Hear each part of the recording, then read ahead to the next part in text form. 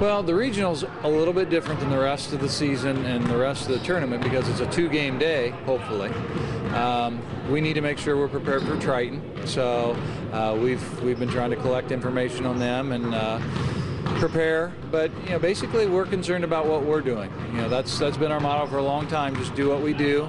And so we're working on the simple things, passing and catching and shooting, and hopefully when we get out there Saturday, we'll look like we know what we're doing.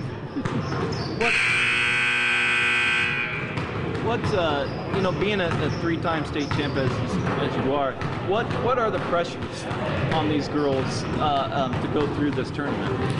I think the pressure comes from outside. I don't think they necessarily put pressure on themselves, but the expectations emerge from people around them and asking the question, what are the chances? And we've talked about that. We've tried to get them to understand that a big part of what they do and the success they have is their ability to control their own emotions, control their own thoughts, and not let other people's expectations creep in.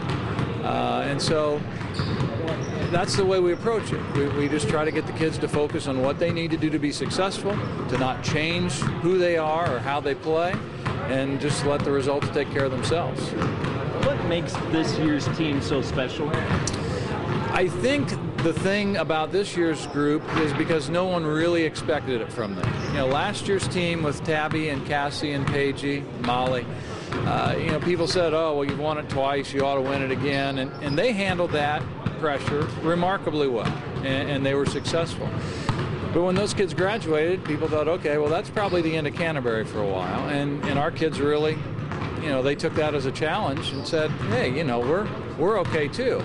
And so the ability of these kids, the veterans, to put it together with their experience and abilities, with the young kids, with their abilities, and to mold themselves into a cohesive group with great team chemistry, that's been very gratifying for me to watch, because these kids understand what it takes to be successful, and they've been willing to do those things, and that's why they're going to be playing on Saturday.